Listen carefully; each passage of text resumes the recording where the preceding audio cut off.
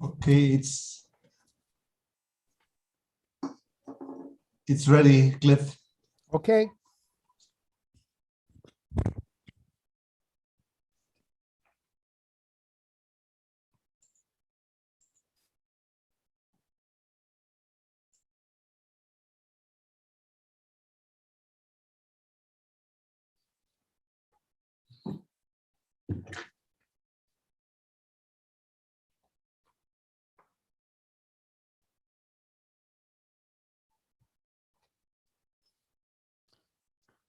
Welcome to the Global Justice Report, an online production of the Center for Global Justice.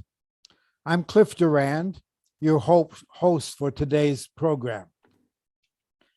The Center for Global Justice, El Centro para la Justicia Global, is a multinational and bilingual research center located in San Miguel de Allende, Mexico. The center is devoted to research and learning for a better world and empowering a solidarity economy. Due to the pandemic, we've discontinued our in-person events and instituted online webinars. Without our previous revenue-generating programs, we now depend on your donations to support these webinars and to be able to continue to pay our Mexican staff. You can donate at our website, www.globaljusticecenter.org.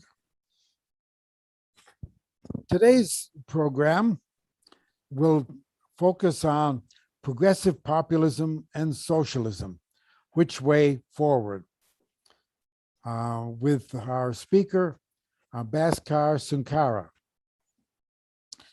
Is it possible today to maintain that a socialist politics can be oriented to rebuilding the labor movement? Or has recent history shown that only oppressed ethnicities can be the agents of progressive social change? Do we write off the white working class as being only susceptible to right-wing populism? Or can it also be open to progressive populism and socialism? Progressives find themselves at a crossroad where binaries abound: class, race, climate challenges or growth, immigration or job security. How can we transcend such binaries? What kind of socialist and progressive policies can be built in the 21st century under the Damoclean sword of climate change and increasingly virulent methods of surveillance by states and their corporate handmaidens? How do we build solidarity and organize to confront the challenges of right-wing populism and a pitiless capitalist drive for accumulation in our digital age? Well, Bhaskar Sunkara will give his perspective on these vexing questions today. Bhaskar is an American political writer and editor of this journal, Jacobin, which is favorite reading material here at the Center for Global Justice. He also is publisher of another journal, Catalyst, both of which I recommend to you. He is a former vice chair of Democratic Socialists of America, an organization that in its national convention just recently was grappling with the questions we'll be discussing today. And he's author of the Socialist Manifesto, the case for radical politics in an era of extreme inequality. Well, no more introduction should be needed. Let me turn the floor over to Bhaskar, and after his presentation, you'll have an opportunity to raise your questions and comments. Okay, take it away, Bhaskar. Well, thank you, Cliff, and to everyone else at the center for the invitation. Of course, I'm honored to speak with you and happy to support your work in any way possible. I wrote out somewhat more elaborated talk. I've yet to kind of be able to talk that well off the cuff, so I tend to write out my talks. But unfortunately, I can't pull it up right now. So I have my skeleton outline. So at a certain point, I might open it up for questions and then jump back in again. I guess to begin with, what I would stress is that the perspective of Jacobin, at least, the perspective of myself, which overlaps largely with that of Jacobin, though we have quite a large base of staff and writers that have particular thoughts about different things, and we consider ourselves more of a box publication than a line publication. By that, I mean that there are certain perspectives we consider to be a part of the core of what it means to be publishing from a socialist perspective. Certain perspective on, let's say, the role of the working class, certain perspectives on opposition to imperialism, opposition to capitalism, and so on. But within that acceptable box, we tend to have lots of vigorous contestation, as opposed to a more cadre style line publication where we all have to come to some sort of consensus on every single issue of the day. But I think in part because the base of Jacobin is quite young, mostly people in their early 30s or their 20s and so on, people expect us to have new and innovative ideas about politics going forward, when in fact, I think a lot of our ideas is a creative reassertion of what's essentially the old socialist orthodoxy. But I like to think that it's not orthodoxy for the sake of orthodoxy, but rather a set of ideas that come from our analysis of the last 20, 30 years of politics. So to begin with, to answer the initial prompt that was posed by Cliff, I think it's not only possible, but necessary today to maintain that socialist politics should be oriented primarily around a working class agent. And to say that is not to say that struggles against oppression don't matter.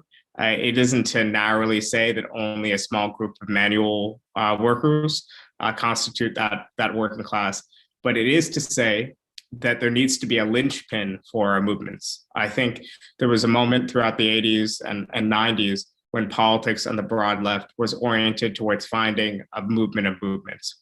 And in its best version, this meant that labor was included alongside the LGBT movement, alongside the feminist movement, alongside the environmental movement, alongside all these other progressive concerns, but in a somewhat collinear fashion. So in a fashion in which no primacy was given to any particular concern.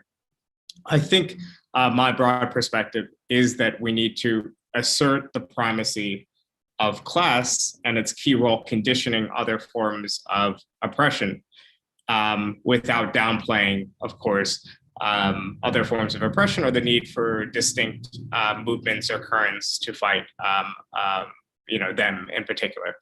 So it would be about bringing these struggles into a broader working class movement and into eventually, and hopefully in some countries it already exists, a broader working class party, rather than seeing them as interlinked but fundamentally discrete and separate movements. I think there's been a misunderstanding about how socialists, or indeed Marxists in particular, have viewed the working class in the context of electoral politics in particular, but more broadly in the context of left-wing party politics. So in the early 1900s, for instance, the German Social Democratic Party had a host of debates about how to relate to the question of the middle class, and whether, in fact, was it enough for them to just merely get by with their strong working class base, or whether they would have to make more rhetorical concessions or other concessions to the middle class. Before Gramsci and the Italians developed more fleshed out theories of hegemony, the Bolsheviks themselves would have debates and discussions about the yoking together of the interests of Russia's small working class with its vast peasantry. Well before any of those, when we think about the early workers' movements in the 1870s and 1880s, more often than not, these attempts to create early workers' parties and early trade unions were led not by the existing industrial working class to begin with, but rather by artisans, by small craftsmen of all types, by intellectuals, by all these figures in other class locations or contradictory class locations. So I think it's somewhat of a myth that there was this very monolithic laborism that exists, that only saw the manual working class as the center of socialist politics. In particular, maybe you could say such a trend predominated in the movement in the United Kingdom, where manual workers at one point constituted a majority of the population, but for most of the rest of the world that had a broad workers movement, it was never the case that our politics was this narrowly focused. Socialist politics was so narrowly focused, and of course, it wouldn't have been viable to construct a party that can win elections on that basis. But I think it's important to push against the assertion that progressive politics is about primarily organizing the most oppressed and the most marginalized people. The basis of socialist politics is the organization of working class people at the center of a coalition that includes all oppressed and marginalized people. And of course, the lion's share of oppressed and marginalized people are working class. But what makes the working class the center of our politics has never been just the fact of their oppression or exploitation or misery. It's been the fact that they are at the center of a economy and are able to exert strategic power and leverage at key nodes in the economy. So today, for example, I write a column for The Guardian. I know a lot of my colleagues who write columns at the Guardian and other places. If we were going to strike tomorrow, no one would really notice or care. If 100,000 longshoremen or 1,000 longshoremen on the west coast of the US go on strike, then the whole country would notice because of this key node. So what I'm saying is not anything new, but it is kind of a common sense that I think is lost, particularly among young generations of leftists, this concept of strategic we. And this might lead us to a situation today where in the US, we are losing some of our traditional bastions of strength. For example, through automation and through other changes in the economy, through the slow decline of unionization. So even though we're picking up perhaps more teachers, there's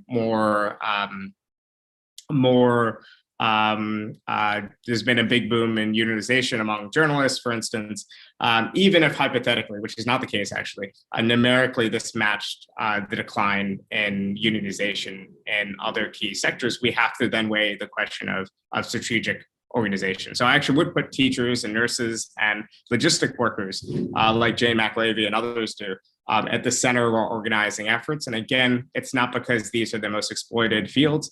In fact, in the case of nursing and teaching, these are better remunerated than many other working class professions. In fact, they require higher education and all sorts of other things.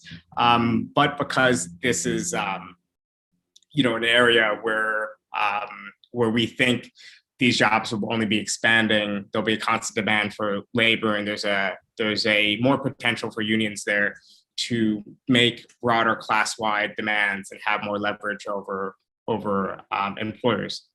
So all that is a long preface to say that what we've seen in recent history has been the fact that capitalism, exploitation, and oppression in all its forms leads to resistance.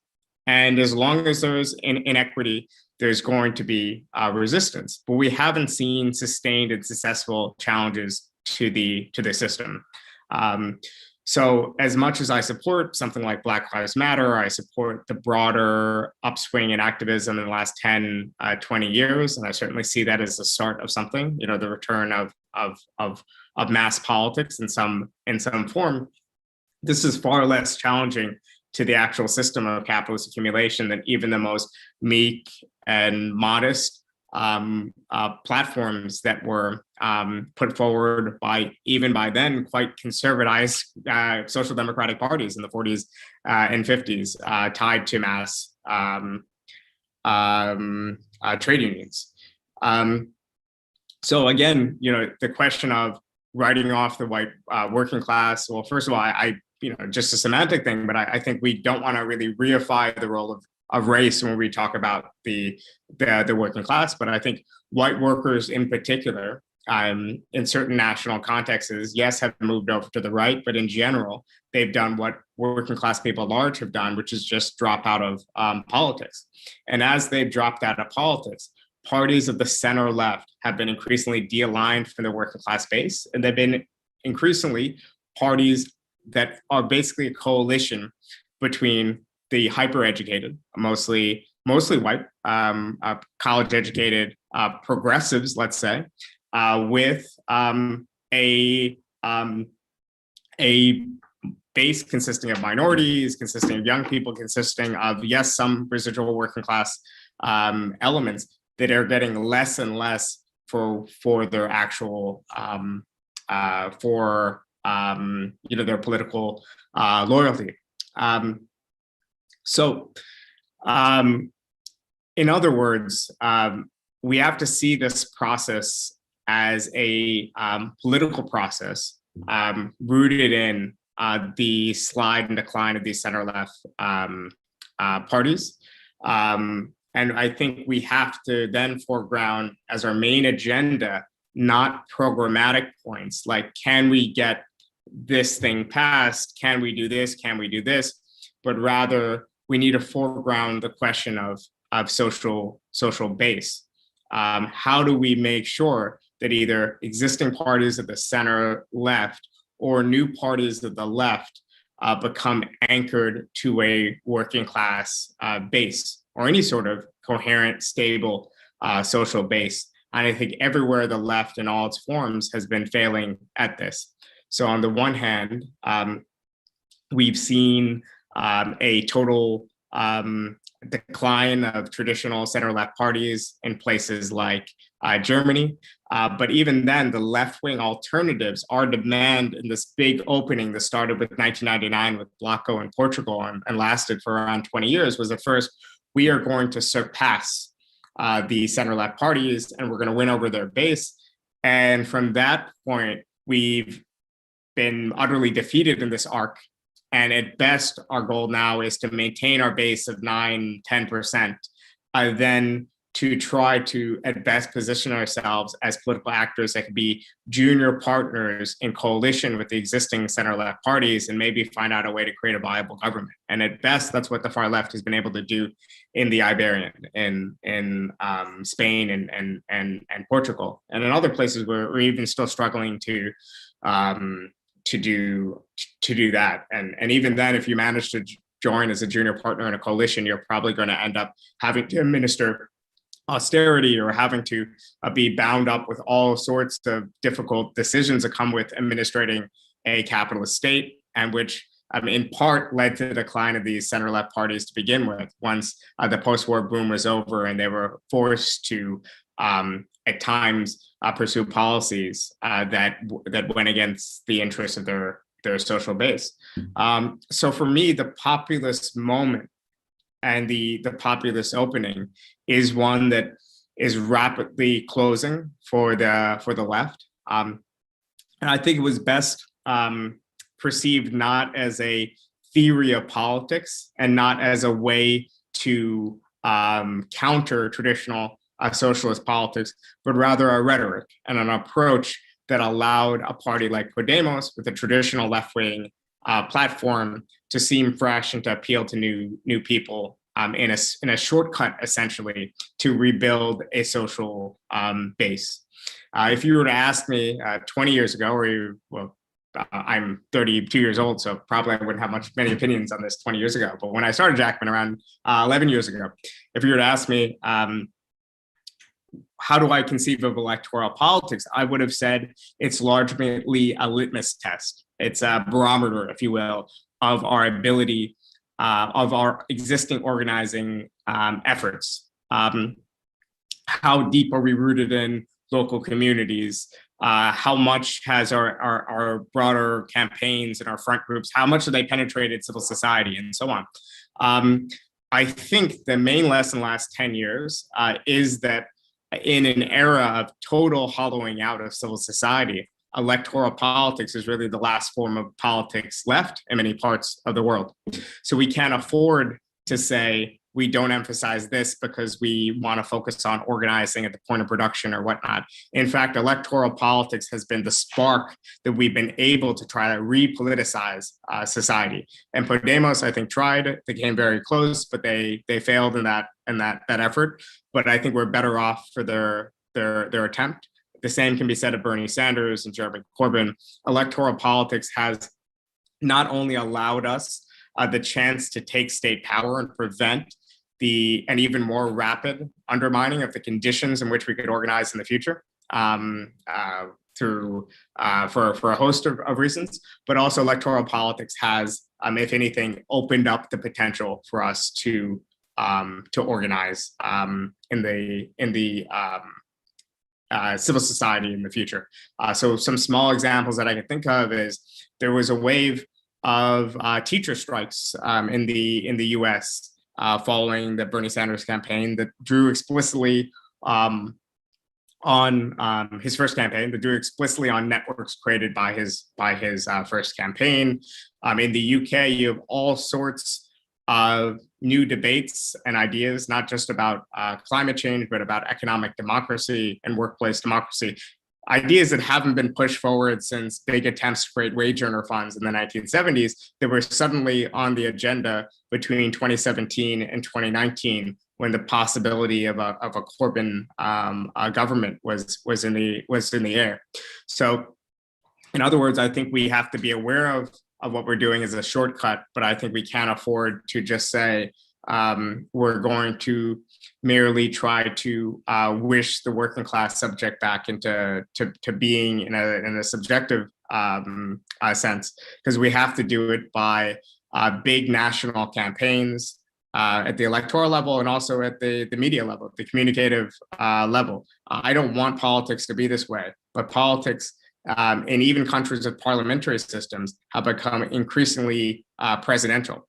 It's relied on us having one simple message for working class people, and again, a message that has to be articulated, I think, along largely left populist rhetoric, but that is connected and tied to what's fundamentally, in the short term, a broadly social democratic program. So I kind of try to split the difference, I think, between having a worldview and having a view of social change that is very much orthodox in a Marxist sense, but also being willing to embrace new electoral openings and new attempts to use populist rhetoric. And of course, in Latin America especially, you've seen many fruits of efforts in Bolivia and to some degree Ecuador and elsewhere to pursue electoral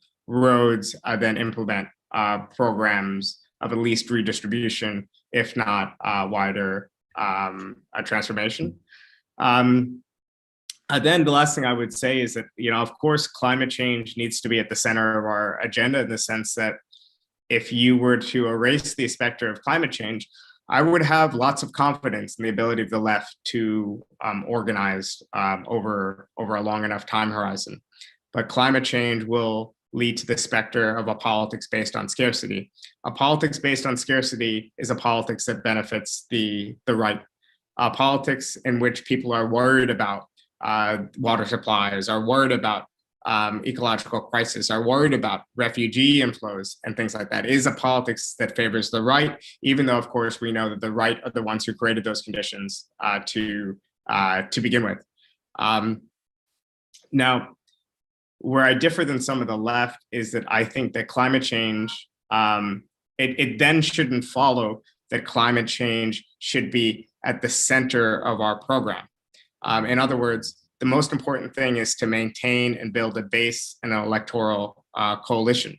And you build that base and electoral coalition by delivering the goods on whatever the most salient and relevant issues of the day are. So in the United States, among all workers, white, Black, Latino, the main issues are, as you would expect, jobs, healthcare, security, and so on. The left needs compelling responses on all these points. And of course, we need to lead with that and tie our climate change program or program to combat climate change with those core demands, rather than merely, I think, foregrounding awareness about the environment. I think too much of our activism around climate change has been led by NGOs and led by others that foreground awareness and foreground the issue itself without necessarily trying to tie it to a larger working class base. So that's a fairly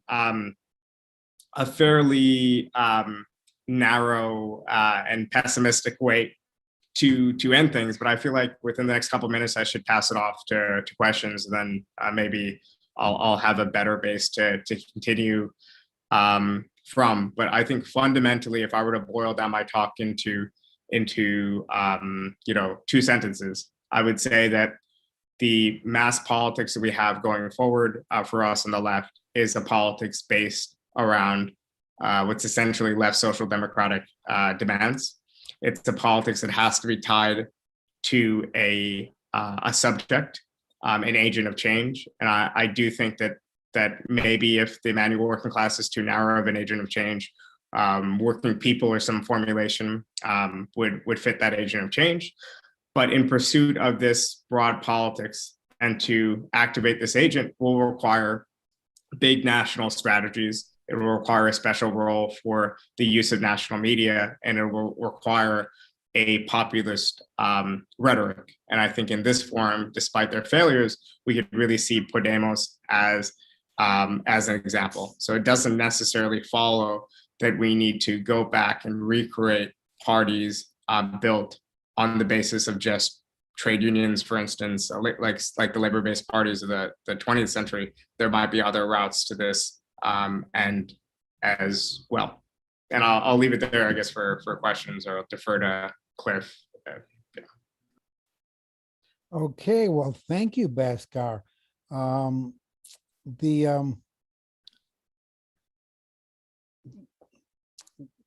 You've raised a number of very important points, and I'm sure that there are things that people want to react to, either comments or questions to raise. For those who are watching on YouTube, you can't get your questions directly to Bhaskar, but for YouTube viewers, what you can do is send an email to global.justice.cliff@gmail.com, and I'll pass your comments or questions on to Bhaskar. Those who are in the Zoom room, of course, can raise your points directly. And I've put you all on gallery view so I can see the 14 persons who are gathered here. And if you want to say something, make sure your video is on and wave at me, and I'll call on you. Who would like to go first? Okay, Gregory, unmute yourself.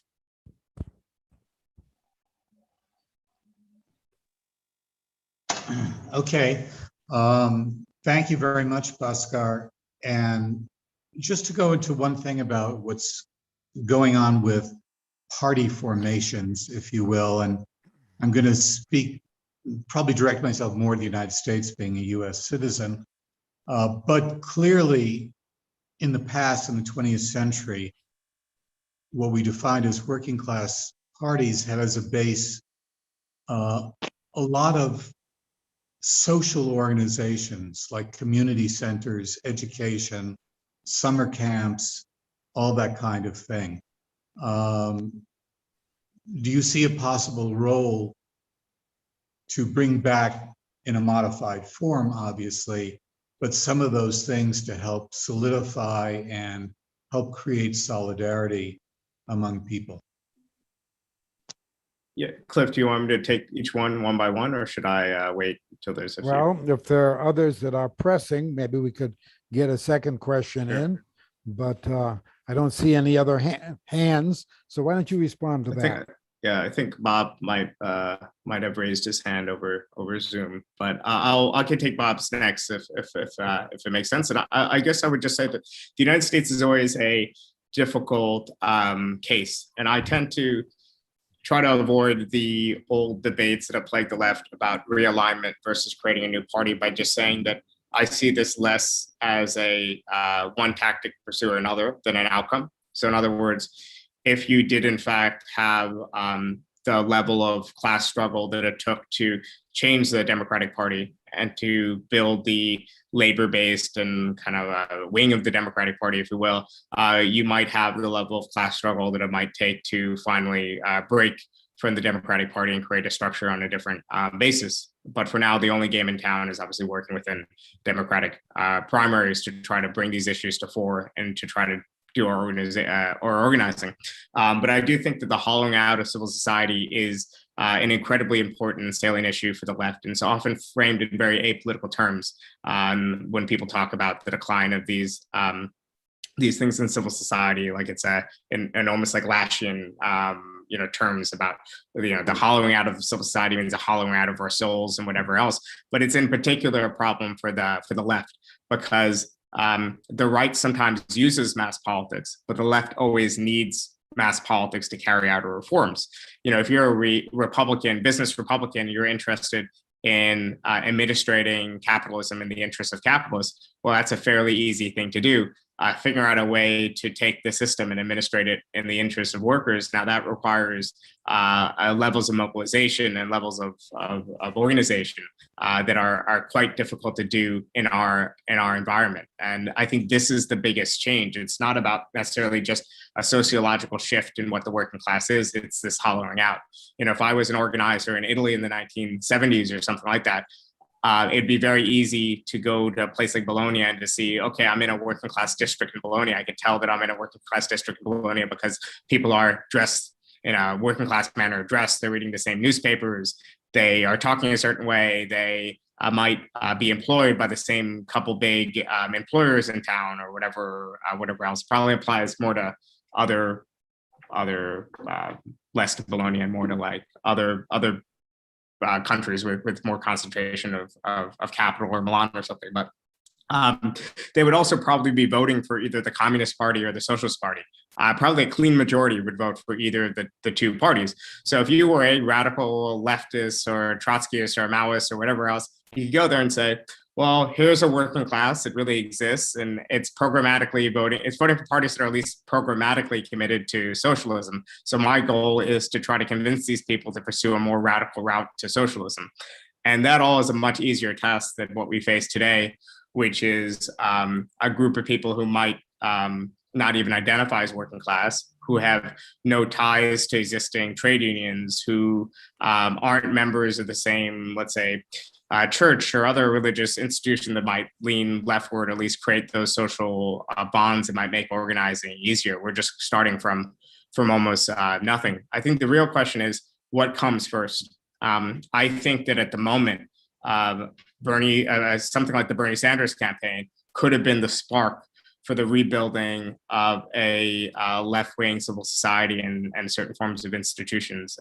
So I think a big national campaign and big national organizing could have led to more of a resurgence of grassroots organizing. And instead, what we got is quite weak organizations, or we got organizations that are largely media events, for lack of a better word. And I don't say this to denigrate what we've actually accomplished. As Cliff said in the introduction, I'm a longtime member of the Democratic Socialists of America. I've been a member since I was 17, when we had just 5,000 members. Now we have close to 100,000. Obviously, I founded a socialist quarterly, journal that has around 70,000 subscribers now. I wouldn't have dreamed of that when I created it, but I think there's a certain level of hollowness to this quote unquote democratic socialist moment that is largely based in both youth culture, and has largely manifested itself as a media event that will come and go without much to show for it at the moment. Okay, Bob Datz had his hand up. Sorry, I didn't see you earlier. Oh, no problem. So, yeah, the redefining of the working class is, and the point you made about including communications changes in the approach, both kind of interest me, because with the wealth disparity in our country, in the United States, virtually everybody could, not virtually everybody, but a very high percentage of people constitute the working class when it comes to actual influence, and when it comes to, I don't know how you define it, but people who are in debt up to their eyeballs from various reasons and whatnot. So I'm wondering if there's a way to get your arms around the valid definition of the working class in the United States, and if what I'm thinking is true, it's certainly a larger percentage of the population than it was 30 years ago. I think one could say that that primarily, so the working class obviously exists in an objective sense, right? It exists as, people who have to work for a capitalist and have limited autonomy, and there's all sorts of ways in which you can make it more narrow by saying by not aligning the question of who constitutes the middle class and so on. So but for our purposes, obviously it's useful to foreground the subjective dimension, and what kind of rhetoric we're going to use to convince people they're part of this thing, which is just simply, if you have to work for a living, you're part of the working class. Perhaps if you want to be even broader, you could talk about people who live off work versus people who live off wealth. But of course, then you're making it broader than just the working class. You're probably taking from 60% or 55% of the population to 80 or 90, but you're tying it obviously to a concrete program of universal healthcare, of a jobs guarantee, and so on, that maybe some extremely wealthy professionals might be hesitant about because of its tax implications, or a small business owner might not want to go along with. But yes, I do think that. So in other words, I think there's a version of the politics that I propose that more tightly hews to a more narrow definition of working class, and that's built primarily around a rejuvenation of the trade union movement. And there's another version of it that might be more populist and might be more rooted in a producerist rhetoric that could be even broader. And it really just depends on national conditions and depends on a whole host of other things. But as long as it's tied to the right sort of program and the right sort of policies and the right kind of moral and ethical basis, I think we shouldn't shy away from that dimension of our politics, then it would definitely be fine. And I think what you're alluding to is the fact that in a country like the United States, where wealth inequality has reached such incredible proportions, there might be something to adopting a slightly more producerist rhetoric that aims more narrowly at the extremely rich which I'd be totally fine with, again, as long as it's tied with the same sort of politics, the same sort of policies that any other left social democratic program would get behind. Well, certainly an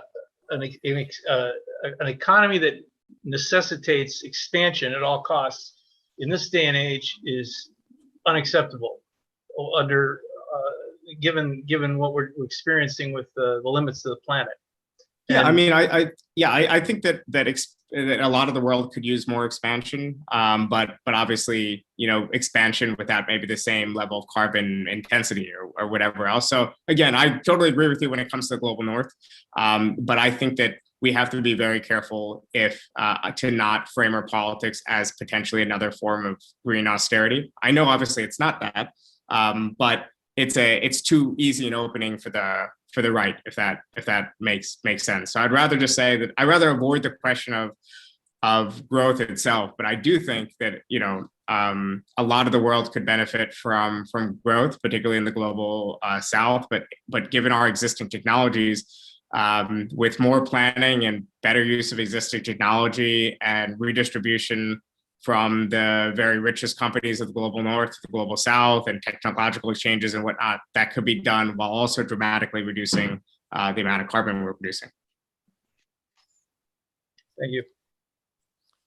Here at the Center for Global Justice, as our name suggests, we try to focus on global capitalism, not just national capitalism.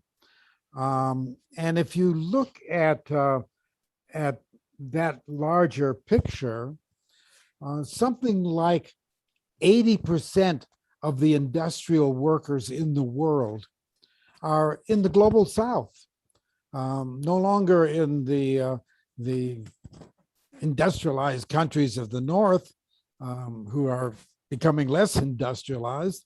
And with globalization, industry has shifted southward globally. And that raises questions of how we do the politics of working class politics. And I'm just curious what your take on that is, because working class politics has tended to be very nation-centric. Yeah, I mean, I think that fundamentally our politics for the foreseeable future, as a primary point of organization, will still have to be national. And there's a way to construct politics that's organized at the national basis, because that's where nation states are, and that's where we're contesting for power, while also being radically internationalist, right? We could find many examples, regardless of what you think about the Cuban government. You could look at, the internationalism of the early years of the Cuban Revolution. You could look at even the example set forward by the early Russian Revolution, or a host of any other things where people have looked at events that have fundamentally just captured state power in one country, but then it's inspired them to change in other countries as well. I think the point about the industrial working class is relevant when it comes to national level organizing in the global north, in part because you're right that manufacturing is a declining share of employment. I wouldn't conflate that, and traditionally our broad-based left-wing politics in the 20th century were tied to had a disproportionate role for the manufacturing working class, which is now in decline. So the question is there something intrinsic about manufacturing work, maybe how it's organized, how it's centralized, how is there something intrinsic to it that made them those people that were organized, that will make it harder for us to replicate with another sector of the working class? And I think that's a good question. I wouldn't conflate that though with industrial decline. Let's say the amount of automobiles produced in the United States in the past 10 years, I think is the greatest in history. So a lot of these countries in the global north have seen massive productivity gains from workers. They've lost more jobs, less to outsourcing, and more to automation and to more, capital intensive technology, labor saving technology. And That means that, so by one way of thinking about it is that the United States is, in a sense, more industrialized than it was before, even though a declining share of the labor force is engaged in manufacturing. Now, when it comes to the working class of other countries, again, I think this is where I'm much more willing to break with Marxist orthodoxy and to really look at what's happening in certain countries. So, for example, in India, it seems to me from afar that India is seeing massive capitalist development without the same sort of centralization and without the same sort of creation of mass sites of employment in quite the same way that you had with other countries that were even late industrializers in the late 19th century. So you have in countries like India and Brazil the persistence of a very large informal economy. And you would have guessed that that informal economy would have been slowly eroded over time, but it's very large and it's persistent. So I think we need to look at things on a country by country basis, develop policies, develop a way of thinking about the world. But fundamentally, I do think that we have to be internationalists. We have to connect with each other's struggles. We have to conceive ourselves, of course, as part of the same international working class struggle. But there's a way in which, by constantly saying, let's say in Europe, what they do, that all of our policies need to be pan-European, otherwise it doesn't matter. Or like we sometimes say in the US, it doesn't matter what we do in our national countries if jobs and capital can just flow from country to country. I think that could almost be an excuse for inaction at time. And I think it might overestimate, for example, the extent to which it is actually, capital is largely fixed. It's kind of, capital, I think, has a harder time than people think moving from place to place, and especially in a country like the United States, I think we're, for example, particularly insulated from certain forms of capital flight. The big capital flight that we had was from unionized states in the north, places like Michigan, to less unionized states in the south. I see we have Jerry Harris with us, and he's head of the Global Studies Association. I'd like to hear what you're thinking about this, Jerry. If I can put you on the spot. Go ahead. We also have one other pending question, I think, from Al Campbell. Oh, okay. Yeah, when people use the raise hand function, I'm sorry, that raise hand doesn't show up very well. It's better to wave at me.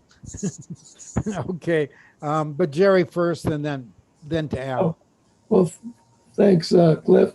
Actually, I was thinking of the question of essential workers that has come to the fore so much over the last year or so, and none of it really being or very little of it being in manufacturing, except maybe the food producers. But when we look at nurses and we look at teachers and postal workers, transportation workers, certainly those are choke point for capitalism today. I mean, cities shut down or nearly shut down when those folks go on strike. I'm here in Chicago, and certainly the CTU was an example of a very strong community working class relationship that, took the city by storm. So is that part of your concept of the core of the working class here? Because you keep talking about production, which of course, I worked in steel for many years myself, so I appreciate that. But I also saw steel being totally deindustrialized in South Chicago and tens of thousands of us being thrown out of work. And there's that old Leninist slogan, make every factory a fortress. But unfortunately, a lot of those fortresses were shut down by the capitalist class itself. So in terms of expanding this idea of the core of the working class to essential workers, How do you feel about that? Yeah, I mean, I definitely think that going forward, teachers, along with nurses, logistic workers, are probably the most important sectors of the working class that we could organize. And in part because they're going to be expanding sectors that can't really be outsourced. They're not going anywhere. And because in particular, I think we could link the concerns of some of these public sector workers, for instance, with the concerns of a wider community. So there's that potential there. And I think for the longest time, left-wingers saw teachers, for example, as a bit of a liability because they might clash, as public sector workers, they might clash with taxpayers. They might have these kind of tensions, but we saw that if you build a successful strike, you incorporate parents, you incorporate a wider community, you can have that support. It also happens to be a bastion of strength for the left, in part because as the left was in extreme defeat and isolated in the late 70s and 80s and 90s, where did we retreat to? Well, a lot of us on the left, a lot of our organizations retreated largely to campuses, largely to academia. And that meant that of course, some of those students were working class, but that in certain sectors, like teaching and nursing, that required college degrees, we had a built-in base, just almost by accident. I think in Chicago, if you talk to many of the people heavily involved in the CTU strike, you'll find, of course, some teachers who were organized or connected to the left while they were teachers, but a lot of them whose existence on the left kind of predated their them becoming teachers. So I have no particular desire to draw lines between more professions on the left that require more formal education or require trade skills or whatever else. I think it's important for us to try to break down those barriers between white collar and blue collar work in that respect. And obviously this holds up across the world. In France, it's like postal workers, teachers, nurses, these are the bastions of the left, and we need to hold on to all our remaining areas of strength while we obviously try to organize other groups too. But I also think that in particular, there's a tendency on the left to, I think, overstate to what extent there has been a deindustrialization. Obviously, you're right in your context of talking about changes in Chicago. When people talk about changes in places they're from in Michigan or upstate New York or things like that, they're absolutely right. But there are a lot of shops, still out there to organize in the South and elsewhere, too.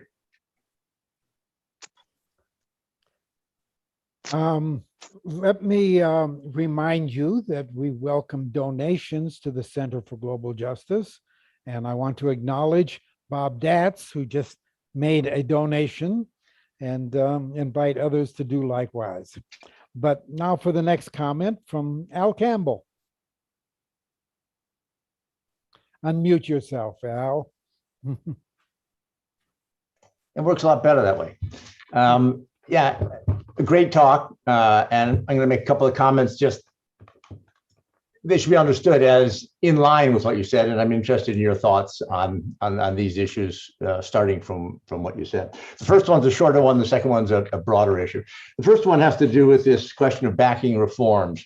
And I think that's obvious. I think anyone who's really tried to do anything in the real world knows that's the only way anyone listens to you. And of course, the history of that goes back to the end of the 1800s with the minimalist and maximalist programs in the social democratic movement, which then got ossified. But in the beginning, it was the same idea of doing it. I think it's useful. It's just a term, but I think it's useful, though, to not say that all reforms are equal and have to be backed the same. I like to talk about the difference between revolutionary reforms and reformist reforms. Basically, reforms that get people involved and active and get them thinking about moving to something further versus reforms which are very much meant to demobilize stuff. And sometimes it's even exactly the same thing. You can think about nationalizing the banks. You know, when Obama came and squished the movement to nationalize the banks after the financial crisis, that could have, a fight around the banks could have been something. It was really backed by a wide part of the American population. But of course, we know in Sweden, they nationalized the banks only to just fund them, recapitalize them, and turn them back over to the private sector, you know, basically transfer money to it. Anyway, so that's on reforms, absolutely necessary. But I think strategically, we have to always think about which reforms are going to help mobilize people and which ones are going to be used by the capitalist class to demobilize people. That's the broader question. Is this thing about the working class, and also what Jerry brought up about choke points and stuff like that. I don't think we should really think about a core of the working class. And I think we should think about strategic sectors. The people that operate the bridges and tunnels into New York could cause absolute chaos more than if the steelworkers nationally went on strike. So yes, I think we should think about that. That's very important. We should think about strategic sectors. But what you said at the very beginning, we really have to think about capitalism as a system if we're going to try to do something about it as a system.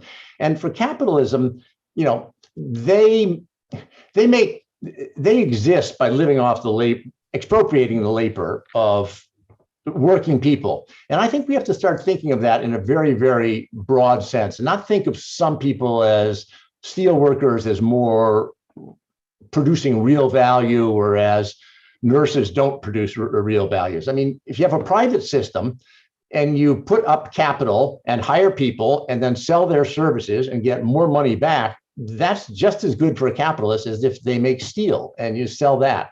And I think we have to think about the entire working class. So I think we do have to think about people that live off their work versus people that live off their money. That is, live off their capital, putting it forward, and then use that to capture the labor. I mean, all systems in history, the ruling class has lived off the labor of other people. That's why they're the ruling class. That's what they're living off of. And then I'll just end by saying, I think that also comes back to, we really have to rethink, you know, you talked about going back to some of the unions and stuff and trying to use these old institutions.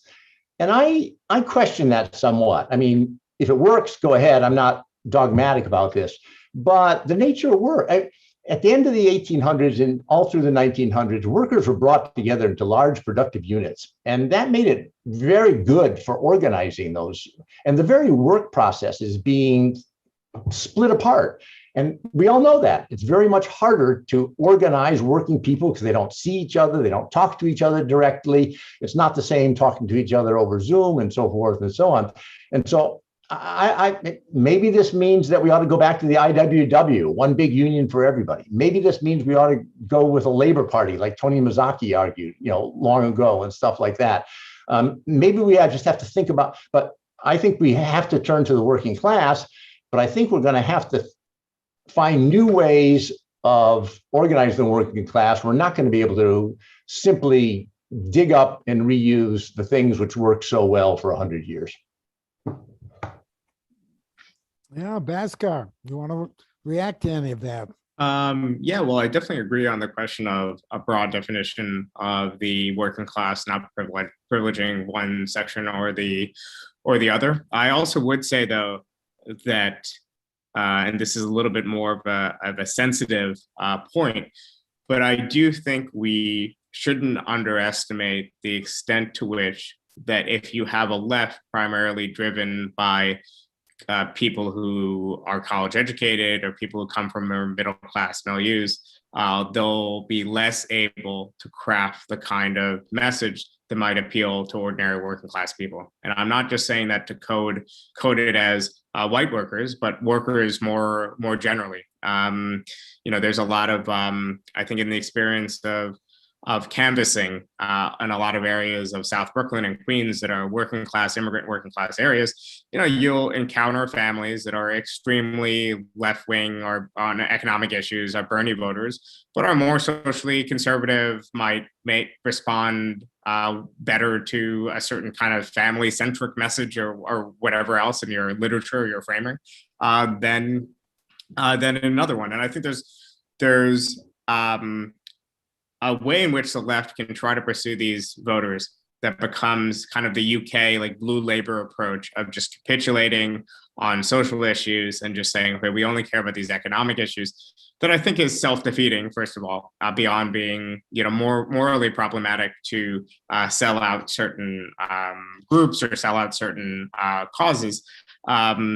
Because, first of all, if you start talking about who's the best flag waver, we'll never be able to convince people that we're better nationalists or better patriots than the right. And if the election becomes about who's the biggest patriot, we're going to lose that election to begin with. Just like once the election became about Brexit in 2019, Corbyn was at a huge disadvantage in the UK.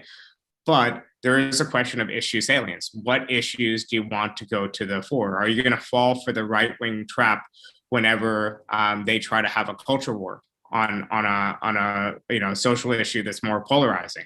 Or are you going to have a simple, clear message that programs the most popular parts of your program, and then not capitulate on other things, still stand for every single progressive social issue? And I think that's the only tricky part, where if you had a left that had a different composition, that was stronger in different parts of the country, that was stronger in different sectors than the sectors we are strong in, then you have a left that is more apt to take different messaging.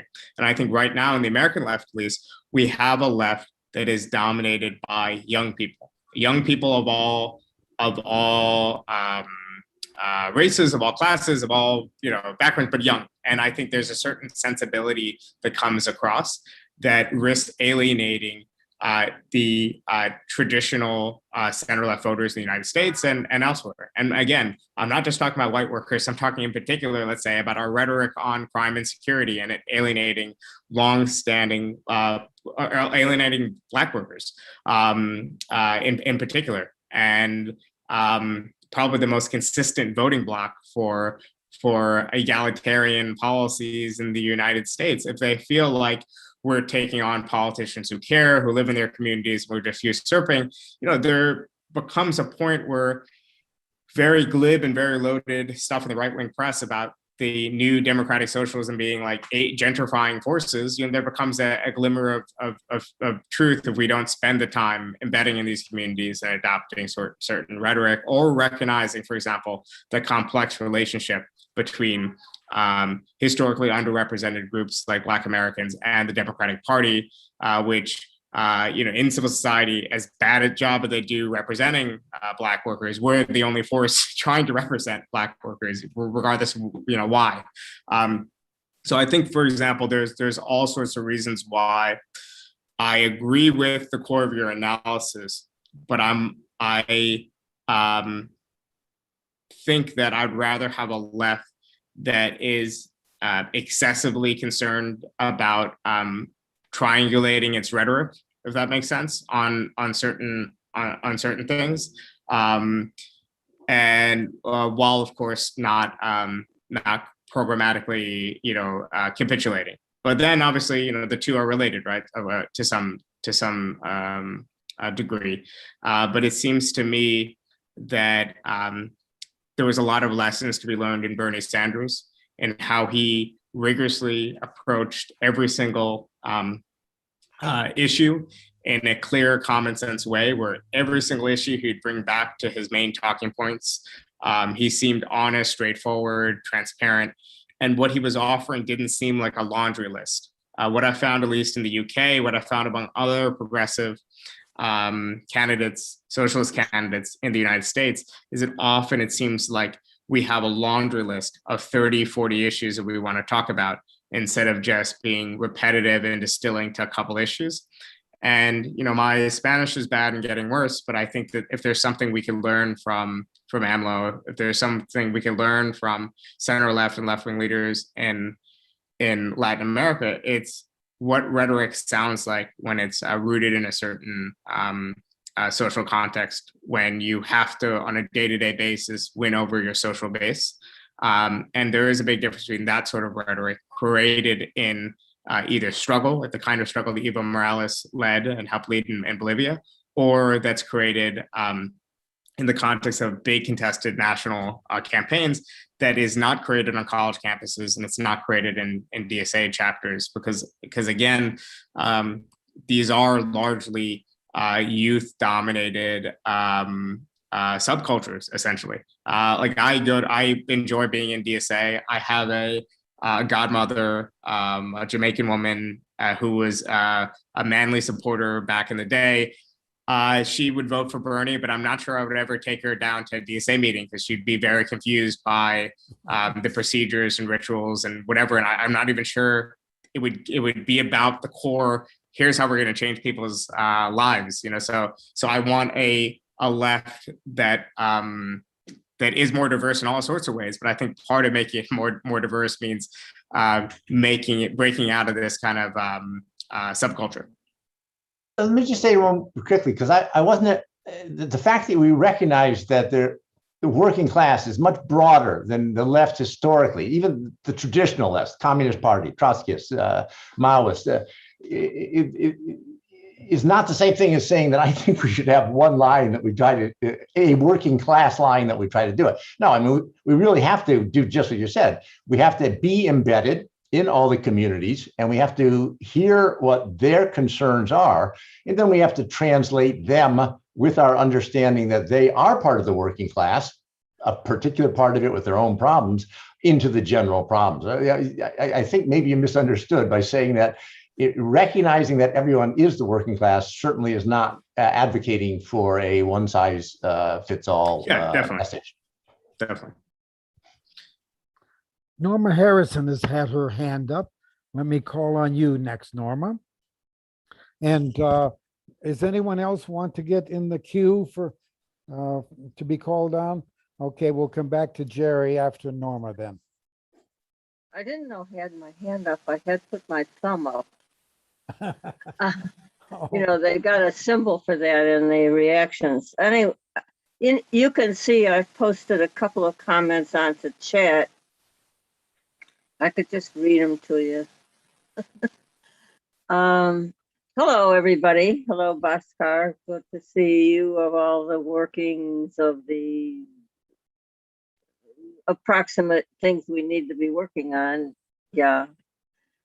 I'm with Peace and Freedom Party. I call us that we're a lot of communists and socialists. We've had a group that has been related to it that been getting together to get educated about how great a leader Stalin was and what an advantage he was to the revolution. So that's my position. I commented, there has been a universal acceptance of an Irish peace. I hope you all take the meaning about what that means. 800 years of sacrifice to no good end. They're still in slavery to Britain, the Northern Irish. We give up and we get comparatively negligibly persecuted by doing that, incidentally leaving it to the natural forces to take care of committing horrification on the mass of people, which is what capitalism does. Capitalism, we call it, is not a victimless crime. So then we kneel to our owner's requirements, owner as in a capital letter owner. That's been the result of our struggles. Don't hurt us, and we'll be nice. We'll slave in your offices and schools and factories or whatever production areas, and have massive farms that destroy the earth. So then I've gone on to comment further, listening to what's been being tried here. We need to practice preaching our issues. Nice life by and for us all, versus how wrong and bad the present construct is, how oppressive, how mafia-like it is. This is to say with people, to let people vent their aggravation together with you. when you're organizing, how how brutal, how segregating. And I don't mean just by skin color, but that's central too. We segregate people by age. Big deal. We take our children away from us from the cradle now. You know, it used to be maybe kindergarten and then nursery school, and now from the cradle, they have to go to care while we go to our jobs. We want to allow, by the way, it's a very wrenching experience, and people have pacified themselves that that's okay to have to be separated from the children in a very, very wrenching arrangement. We want to allow people to educate themselves, thinking these facts of daily oppression from which we need relief in toto. We need to replace God and church with the ideology of providing us all comfort, security of comfort, that we work for it, our owners benefit from it. Always bring in the need for the mutualistic structure that socialism is versus doing our daily tasks in benefit to our owners. I say that people generally are so oriented to the, I'll call it single issue, but you know, it's the single issue that they're out there organizing for. And don't say socialism. And we have a lot to draw on now when we say that, having had the Bernie, what's his name? I've got 3 other names at the end of that, Bernie Sanders event. We can use it and expand on it and comfort people with it if we get it in there and say it right, and let people say, oh yeah, you know, that's because people will say that socialism is about the personal and individual and mutualistic care of individuals. They kind of don't have a choice but to say that, even when they, you know, when they revert to, oh, it brutalized masses of people in so many other places in Soviet Union and so forth.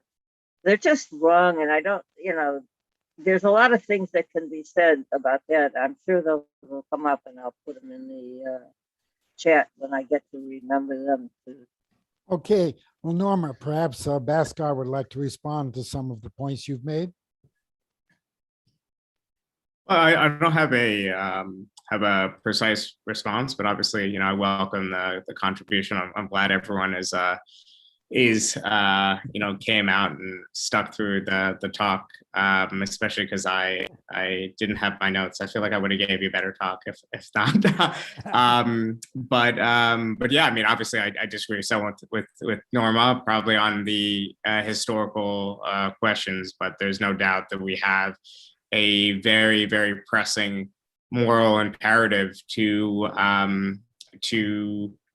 organizing in the future, and I think that's the difficulty of our politics, and that we need to stress the importance of patient organization and meeting people where they are, and you know, speaking to their daily concerns, while we're aware of just how little time we have with climate change, with a host of other, you know, day-to-day miseries that people have. So often I think we've fallen into a politics that either you know, wants immediate shortcuts and immediate results, or on the other hand, a politics that becomes very complacent in, you know, how much time we have, and you know, our job is to balance the two. I'd like to take us back to the oh, I'm sorry, Jerry had I promised you the floor next, and then I'll raise my questions. I actually have another Zoom at 2:30, so I wanted to get this in. First, I really appreciate the comments on DSA, which I'm active here in Chicago. It is you know, youth culture, but that was also true for as I look around this Zoom, our generation, the 60s and 70s. You know, our culture was really alienating to a lot of the working class, even though many of us eventually went into the factories and went into workplace organizing. And I think, for example, defund the police has proven itself to be not a very successful slogan. And in Chicago, forming a civilian police review board has really a mass base of support. It's much more successful. But I think it's very hard for the left to get off of some of these slogans, even when they've been proven not to be very good at mobilizing or getting support. The question, though, I wanted to throw out to you, though, was to look more a little bit at what's going on with the ruling class today. So it seems to me that the Biden administration it reflects an emerging post-neoliberal bloc in opposition to an authoritarian white supremacy bloc. And those blocs are both seeking hegemony, or at least are clashing together. And it's clear that, Sanders and AOC and others have formed sort of a left center alliance with Biden and Schumer. I would think that's good and necessary in terms of opposing the most dangerous enemy. But I think that the left is very uncomfortable with that idea of a left center alliance. And I was wondering what you thought about that, and in terms of left strategy, and how that could be, if you agree with it or disagree. Well, yeah, on the first point, by the way, on defund the police, I absolutely agree with you, because it's not only bad rhetoric, it's also not a good policy for most areas. And I think it's hard to sell something that isn't good. And I think that a lot of the best progressive demands around policing have come from people who we'd consider liberals rather than socialists, in part, I think, because as bad as many of these liberals are, they're better embedded in particularly brown and black working class areas. I think that's without a doubt, but there's not the same feedback mechanism because the stakes are not there for us. For me, if I take the most radical position on any of these issues, I'm going to be rewarded with attention, subscribers, whatever else, probably sell more books. I don't have voters. I'm not accountable to constituency. So it really doesn't matter. And I think that's the problem when you, and I would say to your credit, at least, I think there was more of an effort to do, at least in the middle of the 60s, at least to do a broad-based type of community organizing and other things. You could say that, okay, maybe it didn't achieve what it was meant to achieve, but I think there was at least that attempt to think about it as a problem. So part of the New Left said, hey, we're alienated from the existing working class, and that's a good thing. We're part of the new revolutionary agent with the oppressed. And the other part said, okay, this is a problem we need to overcome. I think today the question is totally avoided. It's not even like, hey, it's a good thing we're a part, or it's a bad thing. Let's figure out a way to embed with some part of the working class. It is, we're not even at the level where we're having those strategic conversations, if that makes sense. It's more just close your eyes and pretend like this is not even necessarily a problem. And I think it's very key that we acknowledge that separation. And then when it comes to sorry, I totally missed the last part of your question. Just the two contending ruling class. Oh, yes. Okay. So I try not to think about politics in terms of blocks like this, or blocks on ideological lines. I think in part, and historically, you could always point to different blocks of capital, but it always had a very direct material basis. So for example, there was a block of capital that could better deal with, in Europe, social democratic demands, or in the US, demands around the New Deal coalition. So parts of capital, for example, that were in more capital intensive sectors, even like big oil, they could be part of this New Deal coalition democratic bloc because they didn't really have as much to lose from increasing the floor wages for workers. There was other blocks of capital like agricultural interests, or particularly interests in the South, that had a lot to lose by even marginal increases in the and the ability of laborers to make wage demands. So I mean, I think in certain cases you could definitely point to different blocks with different interests. I tend to see it on a more political level, in which it is undoubtedly true that around Trump and around the Republican Party, which is radicalized and moved far to the right, there's an extreme danger being posed to especially brown and black people, but more generally working class people in our institutions. And I think Bernie, AOC, and others recognize that danger and are allying, in a sense, with Biden or with a certain kind of center wing of the Democratic Party in order to prevent that from happening. And I think they're getting certain small gains, and from Bernie pushing unemployment insurance extensions onward for that connection, especially with Bernie's role. He's become one of the most powerful people in Washington. I think with that comes a real danger and a risk of the same sort of risk that comes with being a junior partner in a coalition, when you can't control everything that's going on, but you're accountable. You're now blamed for everything that's going on. So my question for people who approve of this move by Bernie and others is, do you not worry that potentially we might risk having us lose what made us distinct in American politics? So during the two Bernie Sanders runs, you could point to three different poles of American politics. You could point to the Trump pole of American politics. Maybe you could also point to a waning business Republican kind of traditional Mitt Romney type poll, though honestly, most of their base migrated over to Trump. And a lot of those big companies are more than happy to do whatever they could with Trump.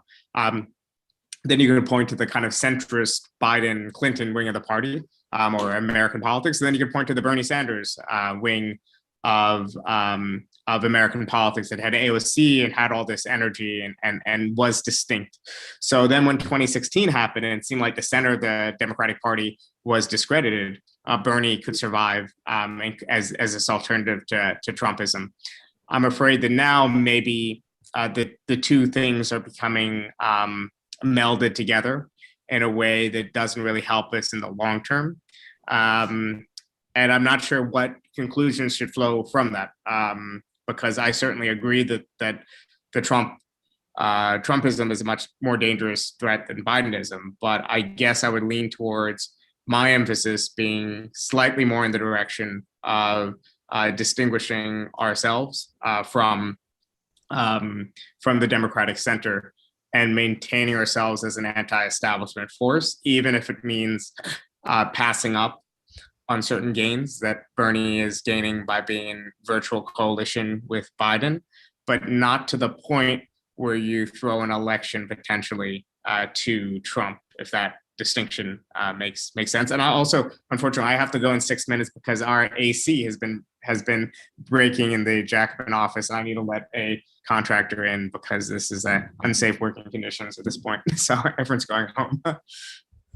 Okay, well, maybe we need to wrap it up there, and I will forego my question in order to thank Bhaskar for a very stimulating discussion and responding to our questions.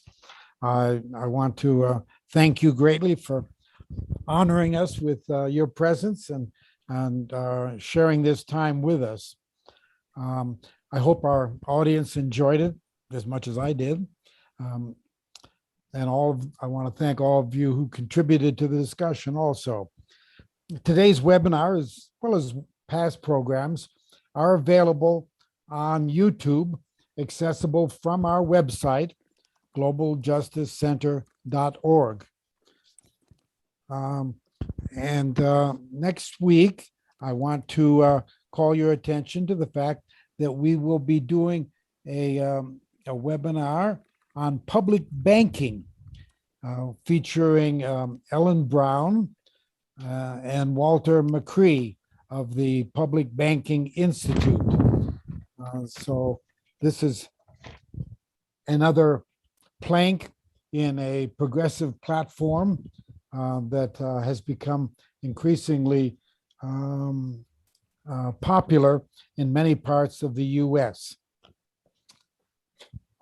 And I should call your attention to the fact also that the following week, we will have, that's the 20th anniversary of 9/11. And we will have a very interesting discussion of the consequences of 9/11, featuring Vijay Prashad and Medea Benjamin. So hope you'll join us for that as well. Finally, let me thank our webinar team, Roberto Robles, Liz Mestras, Gregory Diamant, Olivia Canales, and myself. And now this is Cliff Durand signing off until next Monday. Cliff, are you planning to close the whole meeting? Do people want to No, have? I'll keep it open for those who want to stay around to chat a bit. I was going to ask Joe Belden to